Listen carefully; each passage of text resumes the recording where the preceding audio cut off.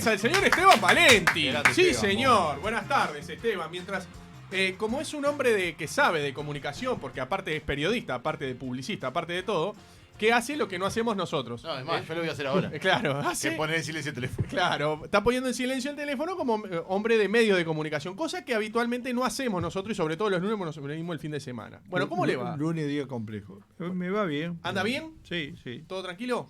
Sí. ¿Usted nos conocía de antes o nos conoció cuando se comunicó por teléfono tras los dichos de Robert Moré? No, creo que los conocía de antes. A la radio, yo tengo una relación muy particular con las radios porque cuando era pibe, tenía 15, 16 años, repartían las radios los comunicados de prensa del Centro de Estudiantes de Secundaria, ACESU. Así que si habré pasado por acá, por la Monte Carlo, Sí, claro. por todas las radios. Tenía un recorrido hecho casi una... Ahí está la cámara de Son bravos estos muchachos. Ah, increíble. Es increíble. Bueno, siga, prosiga. Bueno, así que sí conocía. Conocía. Sí, conocía. Bien, pero después Y de después la Universal la conozco. Sí. Obvio. Y la ha escuchado más de una vez Alberto Quesma. Sí, Alberto ¿Tiene alguna preferida? ¿Qué, radio? Sí. Bueno, yo estoy en la tertulia hace 16 años. Con Emiliano Cotelo. en Radio Dejé la tertulia en medio de la campaña porque me pareció que no era justo en un programa de debates que el jefe de la campaña del sí estuviera presente en los jueves, en el debate. Así que era coherente. Sí. Digo, ¿Y ahora va a volver? Bueno, eso no depende de mí. Yo lo que tenía que hacer es dejar. Bien. Veremos. Bien. ¿Y cómo, después de lo sucedido con Robert Moré acá, qué pasó? ¿Pudo hablar con él? No, le inició un juicio. Estoy esperando que fije la fecha del fiscal, nada más. ¿Le inició juicio después de las palabras de acá Sí, y después de las palabras sí. y en polémica en el bar? Sí, exactamente. Va a tener que probar todo lo que dijo. O sea, es injuria lo que hizo él. Es Acusación. Absolutamente injuria. Va a tener que probar que yo soy mafioso, que yo soy un capo mafioso.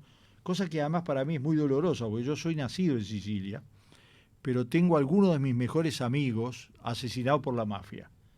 Por ejemplo, el hermano del actual presidente de Italia, Mattarella, presidente de la región Sicilia, gran amigo de Uruguay cuando la dictadura mandaba telegramas de solidaridad de los alcaldes, etcétera, y el secretario del Partido Comunista de Sicilia, también asesinado por la mafia. Así que, además de lo genérico, mi abuelo era abogado, mi bisabuelo era juez, así que va a tener que probar eso. Mejor que tenga que hacer solo eso. ¿Va por todo entonces? Sí. ¿O con unas disculpas públicas alcanza? No, yo empecé el juicio. Vamos a ver cómo funciona la justicia en este país. No se puede hablar. Lástima que no haya ley de duelo en este país. Era un símbolo de... ¿Se batiría duelo con Robert Moré? Me parece que es un imbécil, nada más. Entonces, digo. Pero sí, si hubiera ley de duelo, como existía antes, era una oportunidad. Así muchos charlatanes tenían que pensar dos veces antes de abrir la boca. ¿Está? Pero bueno, ahora hay que ir a la justicia. Bien. El otro día vino Luciato Polanski. Sí, es verdad. Y en la nota que le estuvo haciendo Richard, lo calificó como un muy buen publicista. Dijo, le preguntó, porque la verdad, nosotros, hasta quizás del desconocimiento, decíamos, ¿por qué Valenti, papá? Me dijo, es excelente publicista. ¿De hace cuánto usted está en la publicidad? Y para saber un poco su historia ahí, Esteban, de cómo ingresa, en este caso, en una nueva oportunidad, en este caso apoyando el referente. Yo soy periodista, yo soy obrero del vidrio, claro, originalmente, desde los 14 años. Después incursioné en el periodismo, fui incluso director de una agencia de noticia internacional como Interpress Service, director de redacción, con algunos periodistas de mucho nivel que me enseñaron mucho, Roberto Savio, Pablo Giussani, Pablo Piacentini, gente realmente de altísimo nivel. Y después cuando vine acá, fui secretario de propaganda del Partido Comunista. Claro. Y bueno, y ahí empecé a hacer, publicidad es una expresión bastante limitativa. Yo empecé a hacer comunicación. Claro. Y entonces la primera instancia de comunicación fue la campaña del voto verde a favor de derogar la ley de impunidad contra los militares asesinos. Fue una batalla muy compleja, muy dura, y como nosotros como partido nos habíamos asumido esa responsabilidad de la propaganda, la hicimos. Y fue muy recordada, incluso algunos de los murales que hicimos, un mural donde estaban los ojos de Mariana Zaffaroni, ganó premio en muchos países. Y después hice la campaña del 89 y después hice 12 campañas más, 11 campañas más. La del 89 fue la campaña del profesor paradójico. Ustedes son muy jóvenes, pero si agarran a cualquier publicista, político o no, y le pregunta por la campaña del profesor paradójico, le va a decir, porque es la campaña política más recordada de este país, con el corto Buscaglia, donde salió elegido intendente Tabaré Vázquez. Y la 1001, único caso en el mundo, después que se cayó el muro, triplicó sus votos, sacó 4 senadores y 11 diputados. Y yo era el responsable, obviamente. No era una campaña fácil de digerir para la izquierda, se hizo, era de concepto, no era una campaña de publicidad cualquiera. Y después de ahí he hecho muchas campañas en Uruguay, hice la campaña del 2004 de Tabaré Vázquez, responsable de la comunicación, estoy hablando, ¿no? Claro. Y de la publicidad. Del 2004, Tabaré Vázquez, que salió presidente, hice la campaña, estuve en la publicidad y comunicación de la campaña de Hermes Wiener para ser elegido, y fue el primer gobernador socialista de la historia argentina, de la provincia de Santa Fe, una provincia muy peronista, y salió 2 veces, y después lo ayudé en la campaña de presidente de Argentina, donde en las internas, en la que ellos llaman PASO, salió 4, y en las elecciones salió 2. Lejos, pero salió 2. Pero salió 2. Sí. Bueno, así que nunca hice campañas por cuestiones comerciales, jamás. No los critico, cada uno hace lo que le parece o lo que puede. Yo nunca hice campañas por razones comerciales. Ni esta tampoco. Esta fue honoraria, usted dijo que fue honoraria, ¿no? Yo soy absolutamente honorario y lo hago por militante, por varios motivos. Primero, porque siempre empecé haciéndolo así, me parece que no es momento ni era para cambiar en ninguno de los casos.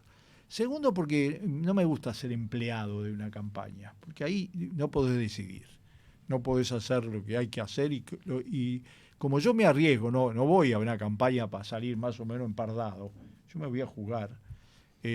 Bueno. ¿Y honorariamente no lo limitan? No, es diferente. Hay otro grado de libertad, quizás, absolutamente. ¿No? Te haces cargo. Sobre todo en una campaña como esta que no le quería a nadie. Eso te iba a decir. Hoy te leí y dije, no sé si te puedo tutear, ¿no? Creo sí, cómo no. Soy viejo, pero me puedo tutear. Hoy te leí y dijiste que fue la más complicada que te ha tocado. Es la campaña más complicada que me ha tocado. Absolutamente. ¿Por qué? A ver, primero por la causa.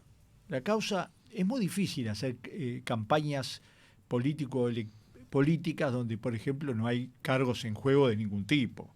Es difícil entusiasmar a la gente, darle un significado, porque los personajes son fundamentales en las campañas.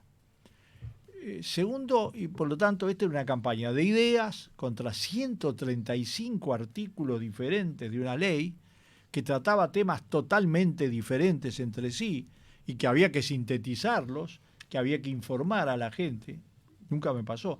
Yo hice campaña por referéndum, yo hice la campaña de referéndum contra la venta de Antel en el 92, que quería hacer la calle Padre, sí, que lo aplastamos 72 a 28.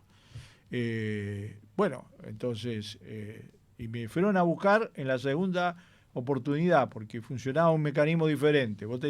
Te convocaban a votar, vos tenías que juntar el 25% de los votos, si no juntabas, te convocaban otra vez, y después recién ahí se convocaba el referéndum.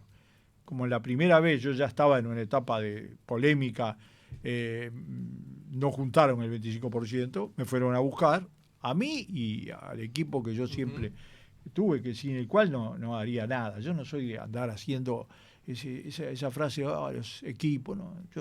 A mí las masas amorfas no me gustan, ni las individualidades que no existen tampoco. Es decir, sin Selva, después sin Diego, el hijo de Selva, sin otras personas que fueron fundamentales en la campaña, es imposible. Además, porque yo hay cosas que no las sé hacer. Hay que tener a alguien que las sepa hacer. Entonces, primero por el tema de contenido, que es lo que le da fundamento a una campaña. Segundo, por la debilidad del aparato. Nosotros antes teníamos una agencia que era la de Selva, que tenía 13 personas, 14. Ahora no tenemos nada, es Selva y su hijo, que es una fiera. Y ella también, ¿no? Para la programación. Pero que tuvimos que armar todo un equipo ad hoc. Segundo, porque no es fácil hacer una campaña contra el gobierno que está en ese momento, ¿no? Está claro, en el Uruguay no sucede nunca, pues nunca vas a la elección contra la reelección de un presidente, vos vas contra otro, contra un partido. Acá no, acá estaba el presidente en primera persona, subido arriba al caballo blanco, con todas las huestes del gobierno, con toda la plata necesaria, con todos los medios a su disposición, cosa que sabíamos, así que cuando lo acepté, lo sabía, no me quejo. Pero, a ver, hicieron gala y regala de eso. Tercero, cuarto, una campaña muy diferente. Porque todo eso, esa teoría de que los medios tradicionales tienen que convivir con... Los medios tradicionales, yo no digo solo los medios de prensa tradicionales, sino los mecanismos de comunicación tradicionales, que son la militancia, los muros, el contacto personalizado, pero bueno, también los avisos de publicidad, sí, lo la cierto, prensa. Polanqui la semana pasada se quejó de eso, de los medios masivos, incluso hasta de la publicidad que era más cara para el Frente Amplio que para la coalición. 4-1 fue. Pero, a ver, yo no me quejo, lo digo claramente. Yo sabía que iba a pasar, capaz que no tan descaradamente, pero iba a pasar. Pero las redes sociales... Es la primera vez que me toca hacerlo. En algunas otras campañas, a ver, en 2004 no existía. En la Argentina hicimos algo pero bueno, de menor tamaño. Acá fue fundamental. Empezamos con tener unos 300.000 personas a los que le llegamos a superar el 1.800.000 que le llegábamos. Y era fundamental. Es un lenguaje diferente, es un lenguaje de ataque diferente. Había que aprenderlo. Yo lo hago porque yo tengo Twitter, claro, tengo Facebook y tengo una agencia de noticias en Internet. Pero, claro, algunos genios de la publicidad que de política no saben un pomo, te lo digo así claramente, porque yo no hice una campaña publicitaria, yo hice una campaña política. ¿Está claro? Porque esta era una campaña cívico-política, ¿tá? Donde lo que había detrás no era un partido, sino un conjunto de organización y de ciudadanos que se proponían un proyecto de anular un conjunto de leyes. Y entonces había que también encontrar mecanismos de expresión a través de las redes para dar salida a esas cosas. Y bueno, además tenía el hecho de que no había tenido una relación fácil durante mucho tiempo con el Frente Amplio, y por lo tanto, cuando me vinieron a buscar, un poco me quedé sorprendido, porque vinieron dirigentes sindicales y del Frente Amplio, pero me pareció que era un buen desafío. Y la última cosa, estábamos muy abajo, vamos a decir las cosas como son. Se habían juntado 800.000 firmas, casi, ¿no? Sí. De las cuales se habían anulado algunas, pero vamos a tener claro una cosa, las encuestas, el olfato. En política, el Corto Buscalia decía una frase famosa. Además de la encuesta, además de todo eso, hace falta mucho cumpleaños de 15 y mucho boliche. Yo tengo mi propio estilo, yo no soy muy bolichero, no voy ya a cumpleaños de 15 obviamente, pero tengo mi mecanismo, digamos, de palpar la situación. Y la verdad es que era una coincidencia global de que estábamos por lo menos 15 puntos abajo. Pero calculo que usted en algún momento cuando le plantean hacerle la campaña, sintió como entre los suyos que se podía. Porque generalmente uno cuando agarra ese tipo de desafíos decís, bueno, está complicada, pero es que yo sé qué pasa. Yo soy en eso bastante jugado. No iba a empatar. no iba a ver cómo salía. Yo me levanto a las 7 menos cuarto de la mañana y le doy con todo y le pongo todo la pasión y todo lo que sé y aprendí y voy para ganar. Y eso lo tenían claro. ¿Tá? Después me enteré que le habían propuesto unos cuantos y unos cuantos no aceptaron. Y algunos sugirieron que era bueno que lo hiciera gente joven, ¿no? Como si en realidad los que tenemos más años no podemos aprender o no podemos convivir con gente joven. Yo conviví en esta campaña con gente joven que me enseñó una barbaridad. Mis hijos, mi hija sobre todo, pero Diego es más joven que mi hija, tiene 46 años y es un avión con las redes. Gente que todavía, más joven todavía. Mi nieto, pobrecito, se enfermó, estuvo malísimo en medio de la campaña, pero lo que sabía de cosas de manejo de redes era ¿Y a qué se le ocurrió la Pantera Rosa? No, eso ya venía. Ya venía. Bueno, a ver, la Corte Electoral tan amorosamente y tan desinteresadamente le dio el celeste al no. ¿Tá? Cosa que, a ver, una jugada de bajo... ¿Pero cree que realmente sí. la gente iba a votar por el color de la papeleta? No, yo lo dije, una de las cosas por las que me llamaron fue porque yo dije, sí, pero se la dieron para eso. Mirá la campaña del voto por el no y vas a ver que todo es celeste. Quiere decir, la letra, somos celeste, absolutamente toda. Fue hecha porque también tenían pensado cómo hacer la campaña. ¿Ah? Y no ganaron nada. Se quedaron con los votos que tenían. Los resultados son absolutamente... hasta incluso un poquito menos. A ver, no es relato esto, ¿no? Son números. Las elecciones tienen ese defecto. No es relato. ¿Qué análisis hace del 49-48? O del 50-49 en realidad, ¿no? O sea, redondeando. Bueno, 50-49. Sí, de un punto de diferencia. Sí. ¿Esperaba tampoco? No, yo esperaba ganar. Porque además me parece que esas leyes no son malas para la gente que votó sí, son malas para el país. Y les voy a decir a los que votaron no, que ojalá no se tengan que arrepentir. ¿Por qué? Porque vas a ver cuando empiece a funcionar esas 135 leyes, más de lo que ya funcionaron. Vas a ver. Es decir, ojalá no se tenga que arrepentir cuando siga la suba. Tíreme 3 ejemplos. Sí, el tema de la carestía, impulsado por los combustibles manejados por un sistema perverso de aumento mensual, vas a ver cómo va a impulsar a que la gente viva peor. ¿Ah? Viva peor. No, los salarios no tienen que ver, pero los salarios congelados y disminuidos contra una carestía que el mes pasado costó 3.20% la alimentación, bueno, te doy un ejemplo concreto. Segundo, bueno, vamos a ver si hay más casa y más barata por la ley de alquileres. O realmente funciona la otra parte de la ley de alquileres. ¿Tá? Y vamos a ver si hay seguridad. ¿Tá? Porque ahora no van a poder echarle la culpa a los 135 artículos que no tienen para decir que es culpa de eso, de que no hay seguridad. Los tienen. Y la seguridad la gente no la siente.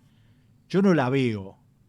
Y ahora en esta campaña fui a los barrios. ¿Miente entonces el gobierno? No. Tiene una visión y maneja los datos de una determinada manera. Que mintió, ¿eh? A ver, acá, cuando decía que iban a salir al otro día los presos, todo eso es un cuento.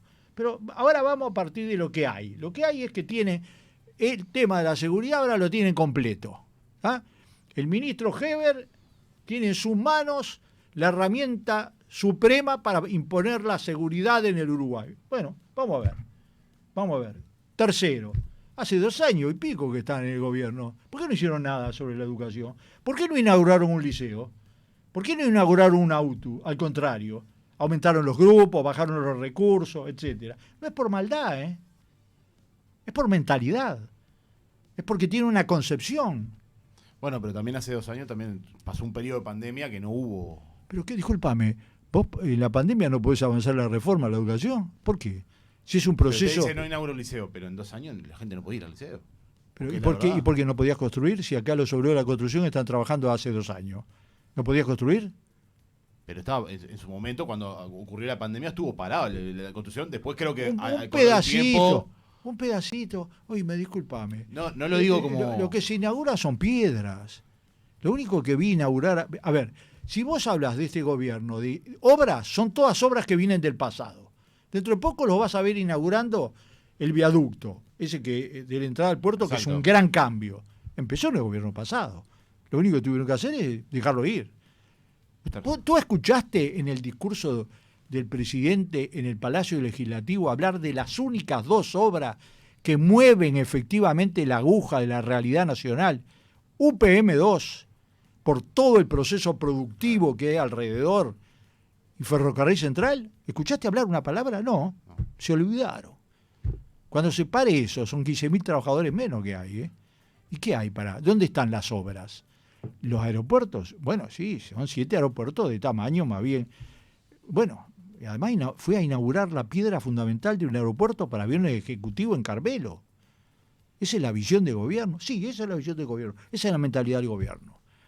¿Ah? Bueno, perfecto. Ahora pero por ejemplo, ayer en la conferencia de prensa, la calle Pou dijo que poco más que era récord de eso es un cuento. Eso es un cuento. Yo lo quiero ver. La construcción de puentes, dice. Claro. Yo quiero verlo. Cuando empiece... A ver, los puentes no son números, son estructuras.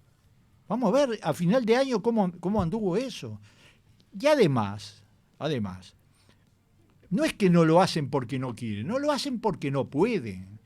Porque la regla fiscal los tiene tan comprimidos, sin embargo, los tiene comprimidos para invertir, para que...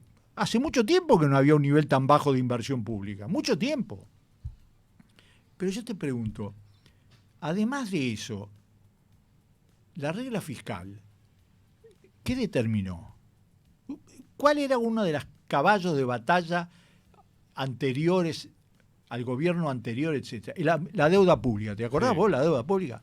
Bueno, el otro día yo leo el semanario Búsqueda, lo miro y, pucha, en el año 2019 la deuda pública era el 60% del PBI, la deuda pública bruta, y ahora es 74%.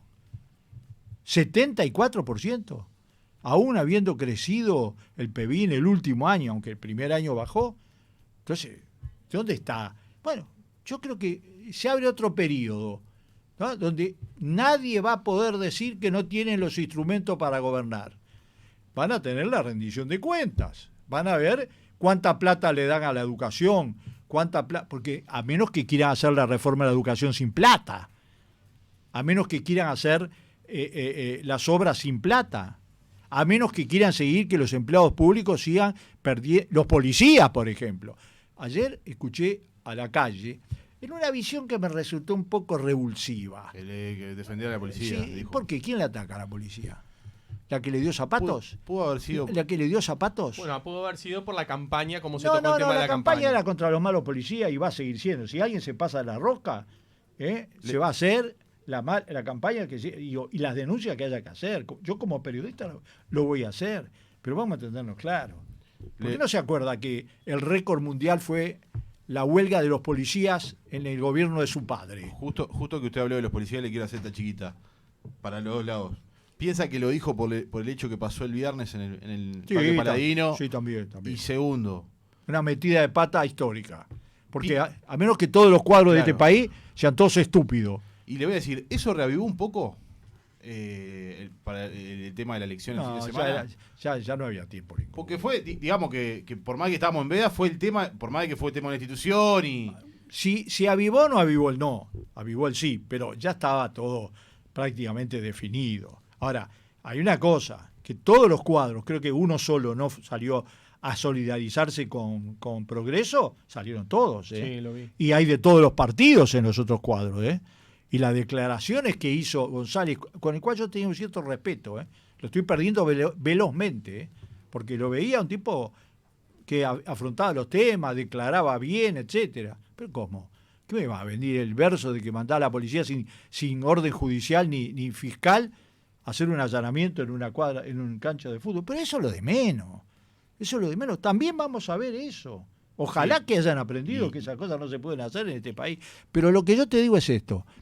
Yo estuve criticando, y ustedes lo saben perfectamente, un largo periodo del último gobierno del Frente Amplio. ¿Se acuerdan? Sí, claro. Bueno, pero hay una cosa que siempre la dije y la voy a repetir.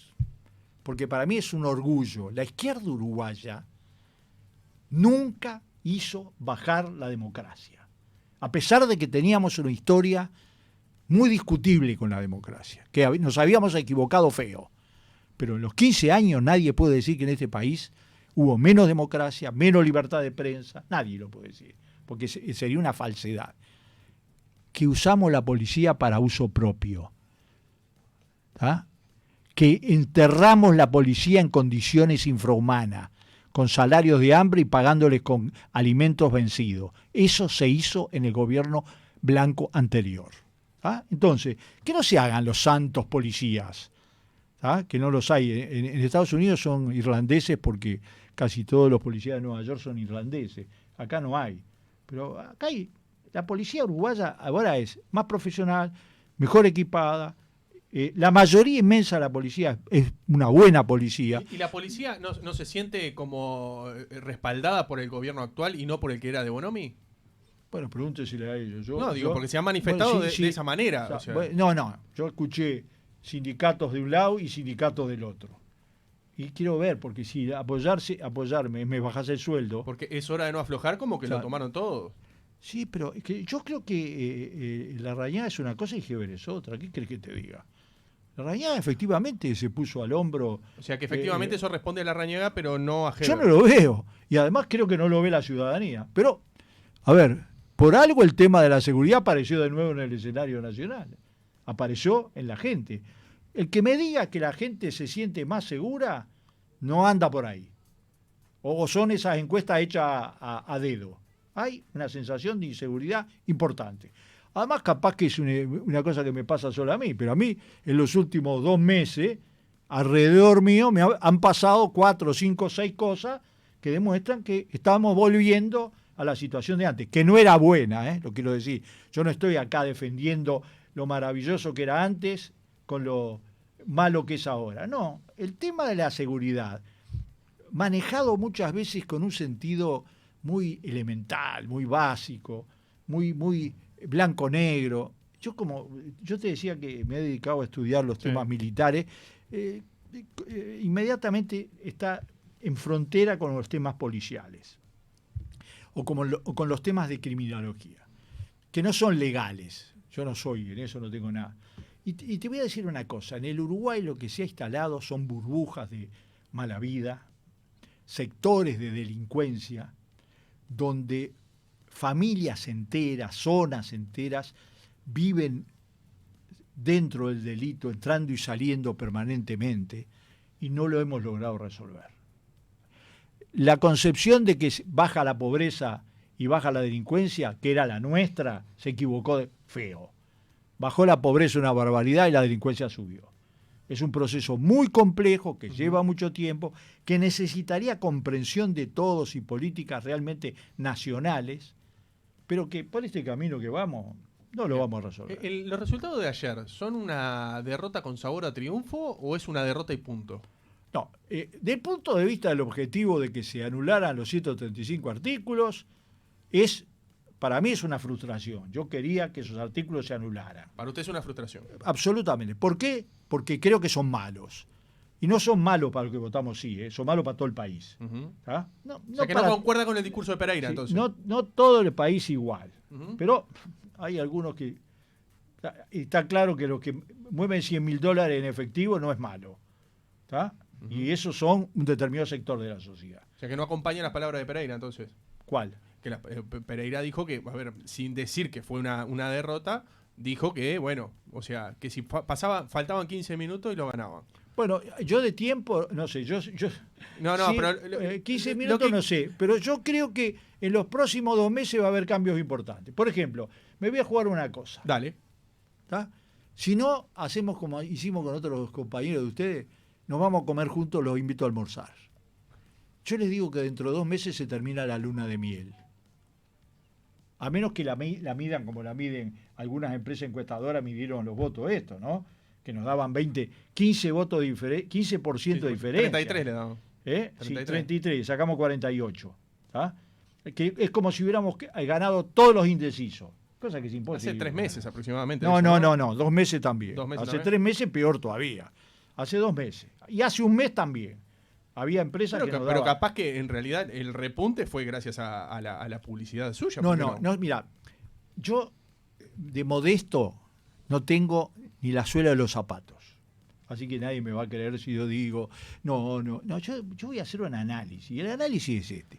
Vos no ganás una campaña de este tipo solo por una buena campaña publicitaria. La podés perder.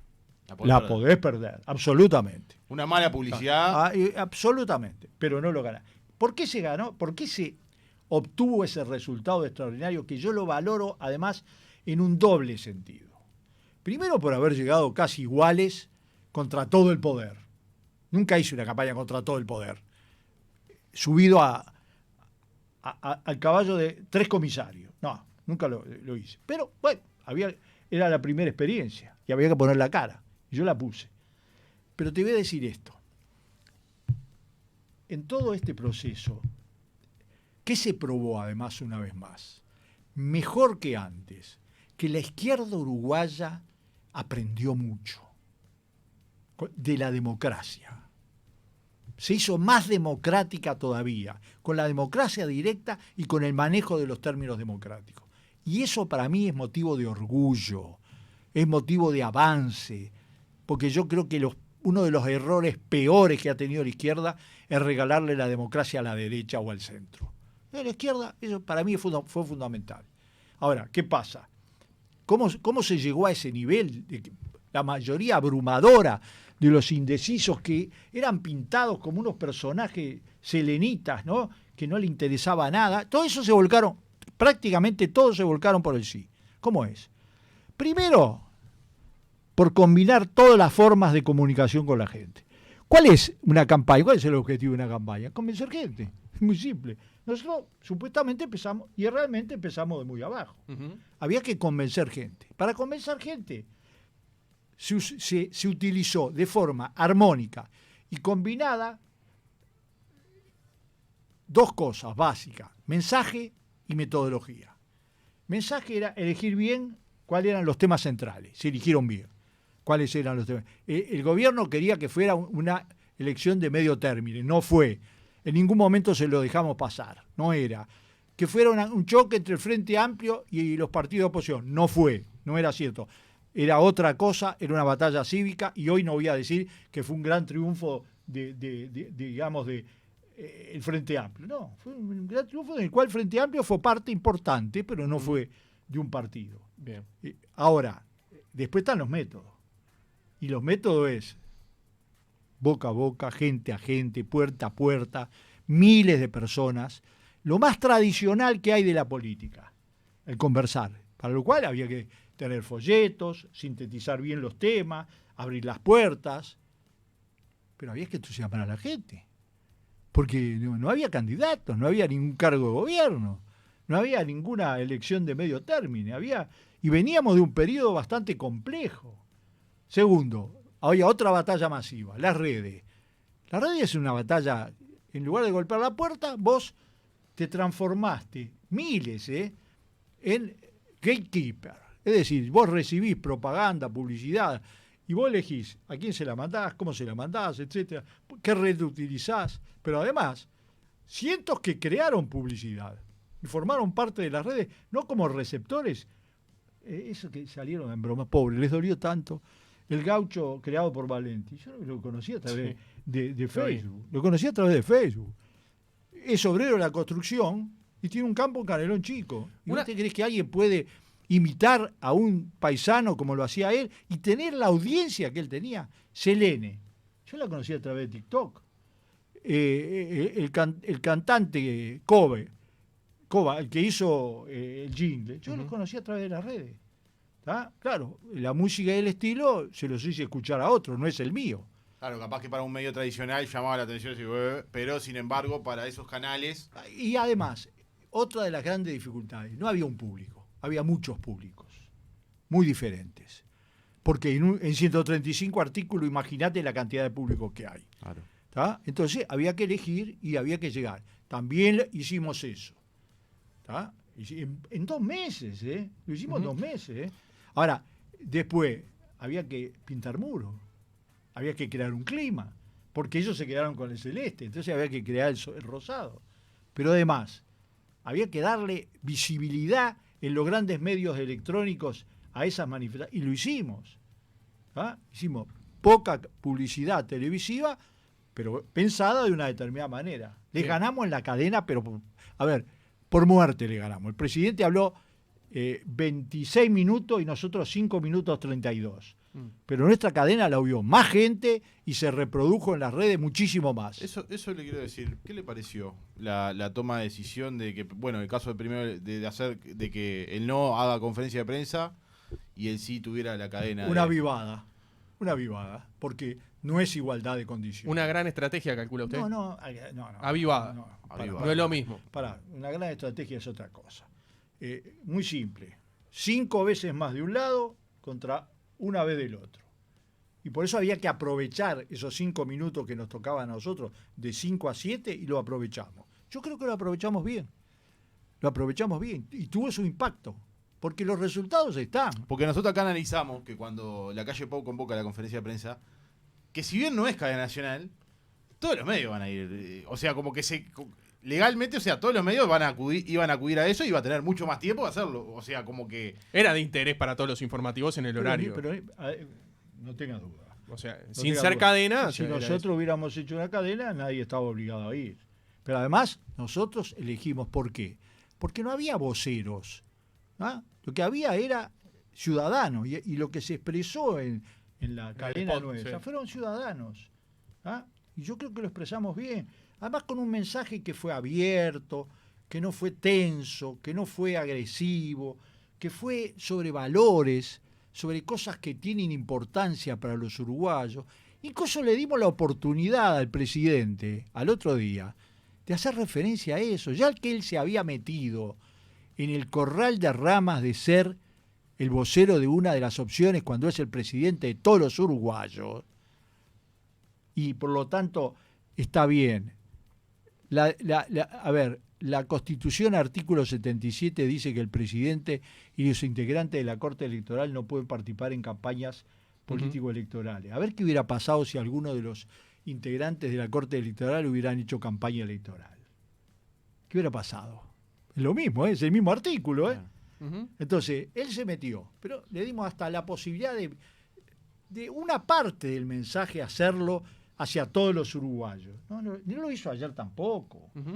Yo le digo sinceramente, yo ya no le habría más de un gran diálogo, porque no lo quiere hacer. Pero ¿cómo va a querer hacer un diálogo con la oposición si no dialoga con los de él mismo? Ayer... No dialoga, mirá, déjame terminar Sí. esto. No dialoga con los blancos, que los tiene absolutamente todos alineados para un lado. No dialoga con los otros 4 integrantes de la coalición. ¿Para qué? Es decir, él cree dialogar es tener la puerta abierta. Dialogar es recibirte, darte la mano y sonreírte. No, dialogar es otra cosa en política y lo sabe cualquiera. Y él es un político avesado, lo sabe perfectamente. Así que a mí eso de dialogar no va a serlo. Le quería decir, ayer Sanguinetti cuando fue a votar, cuando le agarran los medios de prensa, le preguntan obviamente por lo que hizo la calle Pau, y dijo que él, si hubiera sido él, el que hubiera estado como presidente, se hubiera metido más de lo que se metió en la calle Pau. Bueno, yo tengo que hacer una doble cosa con Sanguinetti. Una, recriminarle algo muy profundo. Está destruyendo el Partido Colorado pedacito por pedacito. Hoy lo puso en su tweet, yo lo leí. Sí, lo está haciendo pedacito por pedacito. Y no relatos, cifras. ¿Está claro? ¿Por qué?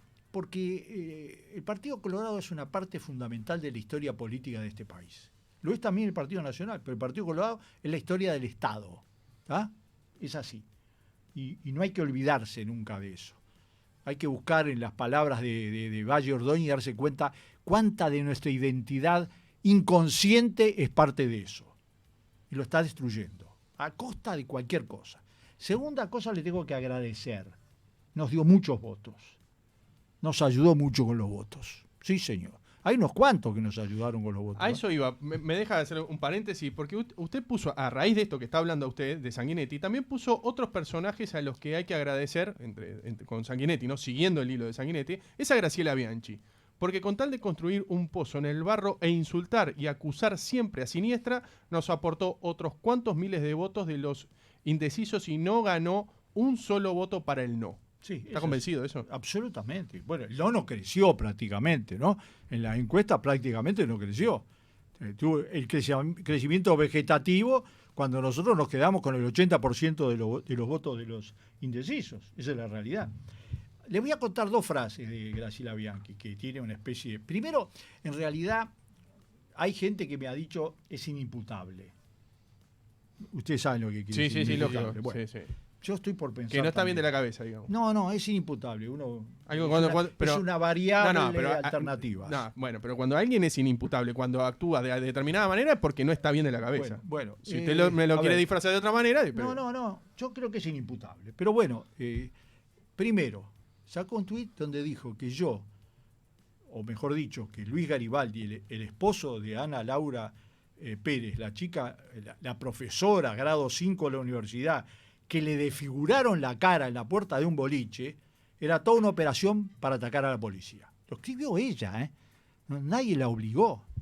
Después, en otro tuit, dijo que ella, como militaba en la vieja época en la Juventud Comunista, ella sabía que se había elegido un mártir con nombre de consigna.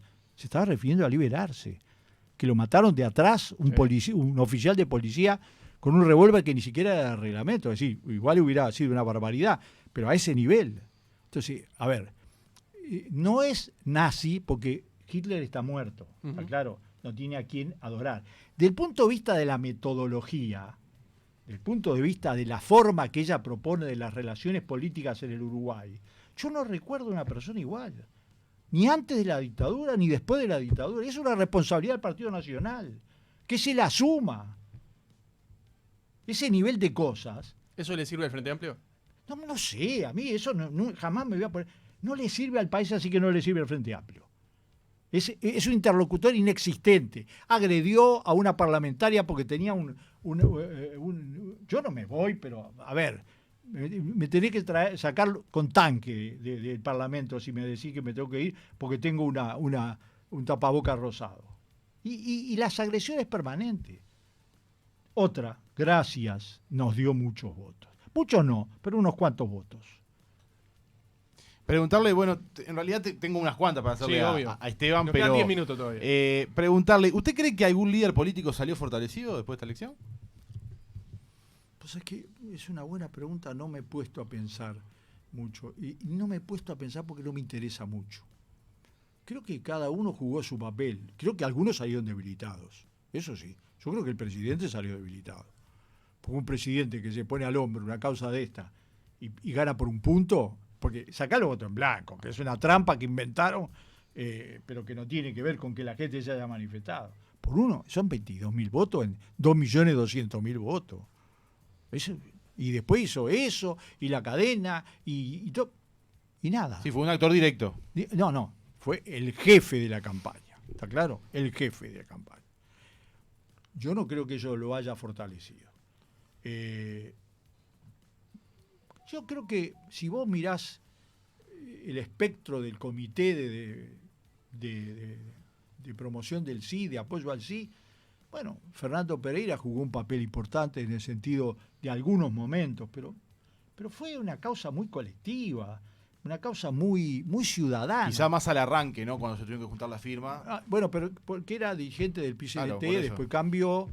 Pero yo no veo que ese sea el saldo de fortalecimiento de determinada figura. Siempre, digo, eso no era mi preocupación. Lo digo claramente, no lo era. Al contrario, yo traté de darle espacio en la publicidad a todos los referentes que era posible. No oculté a nadie, porque ustedes pueden haber visto en las redes, no oculté a nadie. Y lo hice con paridad. Pero en ese balance que hace, que le pregunta Matías, ¿no es un poco, no digo subestimar a la gente, porque la gente nuevamente volvió a elegir lo que propone el gobierno? O sea, en el balotaje ganó la coalición. Ahora en este momento está bien, por un punto, lo que sea, por 22.000 votos, lo que sea, pero volvió a elegir al gobierno. O sea, ¿qué análisis hace digo, porque me parece que con el mensaje de tratar de de ignorante a la gente o que la gente vota mal o lo que Yo sea. no lo dije nunca. No, pero hay mucho que se ve por ese lado, pero no lo digo por usted. Digo, hay que reconocer que la gente van 3 veces que elige otra cosa que no es el Frente Amplio. ¿Cuál es el análisis Pero que hace? esta vez no fue el Frente No fue el Amplio. Frente Amplio. Esta vez no Bueno, fue el pero Frente Amplio. empezó todo Mirá, con el PIT-CNT. Te voy a decir una cosa. Claro, pero empezó todo con el PIT-CNT y después el que se embanderó con el voto No, sí, pero rosado la es el Frente batalla, Amplio. la batalla fue el Frente Amplio, PCNT y todos los demás. Perfecto. Yo como lo dibuje, pero me es he la comido, realidad. no, yo no lo dibujo. Yo te voy a decir cómo fue. A ver. Porque, a ver, nadie firmó una pieza, no hubo un protagonismo del Frente Amplio que fue el que quiso el gobierno en todo momento. Al contrario, yo no, todo el tiempo, y yo acepté la campaña porque era una campaña cívica. Si hubiera sido una campaña partidaria... No, igual yo lo hubiera no es aceptado. como usted como en la campaña, lo digo, o sea, se movió todo el Frente Amplio a favor del sí. Pero claro, si estaba apoyándolo. Lógicamente, digo, pero volvió a ganar la coalición. Y sí, Digo, ¿y ganó por qué la gente vota a la coalición? ¿Por qué Bueno, se divide en pero dos? no me lo tenés que preguntar a mí. Bueno, pero ¿qué análisis hace Yo, como- por ejemplo, como- como militante? he tenido en 12 campañas, imagínate las veces que perdí. Pero ¿qué análisis hace como Bueno, un gran papel, lo dijeron ayer varios, jugó la pandemia. La pandemia ocultó otros problemas y le permitió al gobierno ocultarse de otros problemas. Ante una cosa desconocida, con otras proporciones, con una campaña de vacunación muy exitosa, discutible, pero muy exitosa, Ujú. con, digamos, un proyecto de que eso fuera la bandera principal y con una comunicación excelente. Esa es la diferencia entre esta comunicación y la que tuvo durante la pandemia, fue excelente.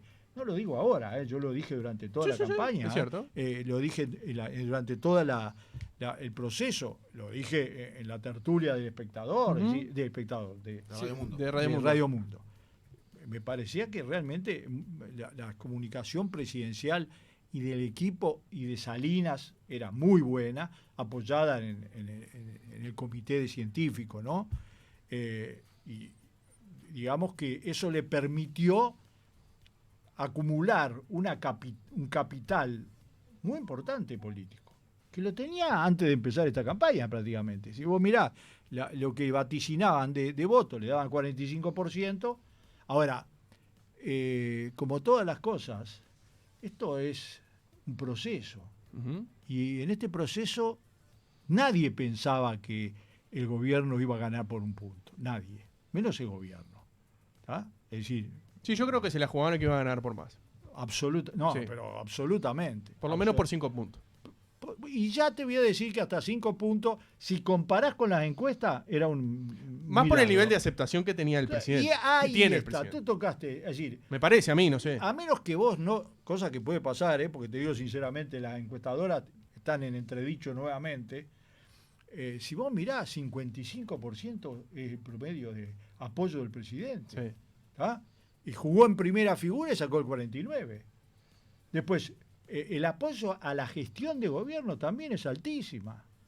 ¿Tá? A pesar de que los salarios bajan, a pesar de que sube el costo de vida, a pesar de todo eso, lo lograron llevar. A eso voy. A pesar de todo eso, de que la gente le duele el bolsillo, porque económicamente a todos nos duele el bolsillo cada vez más, a pesar de que uno Todavía no te- palpita de que la seguridad no afloja, sigue igual que antes. Sin embargo, la gente se sigue volcando por este gobierno. Bueno, todavía no te dolió lo suficiente. Todavía, a ver, por ejemplo, te lo dije al principio, ahora van a tener que mostrar resultados sobre la inseguridad porque tienen los 135 artículos. Y además se está terminando la pandemia.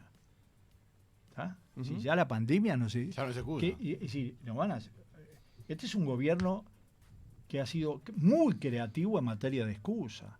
Está bien, la pandemia, tomemos la pandemia que cubre todo. Ahora la guerra de Ucrania. Ahora no se le ocurrió decir, por ejemplo, que el viento de cola que acusaron al Frente Amplio de los precios internacionales, comparado con el viento de ahora es un huracán. ¿Querés que te haga la comparación de los precios de la carne, el arroz, la soja, la cebada? Todo se fue a las nubes. Y eso fue lo que hizo crecer la economía. Ujú. Eso fue porque es muy simple. Si todos sabemos que la gente pierde plata, porque ha perdido plata, lo público y lo privado, eso implica, por ejemplo, que se compra menos. Eso quiere decir que el circuito interno se reduce. Entonces, ¿qué es lo que tiró el huracán de cola? ¿Está mal? No, está muy bien aprovecharlo. Ahora, la distribución es bastante particular, ¿eh? Porque los que se quedan con ese crecimiento del PBI, ¿cuántos son? ¿Cuántos son si vos, el grueso es exportaciones de grandes empresas? ¿Cuántos son? Yo no estoy en contra, ¿eh? Yo creo que el Uruguay no tiene alternativa de minimizar en pequeños fundos. Nunca lo dije. Pero tampoco me compro un tranvía, ¿eh? Bien. Nos quedan 2 minutos. Yo le quería preguntar qué le pareció el trato de los medios con la campaña, en general. Voy a empezar al revés. El rincón más antidemocrático del Uruguay, el único, porque el Uruguay es un país realmente democrático, reconocido en el mundo, son los medios, los grandes medios.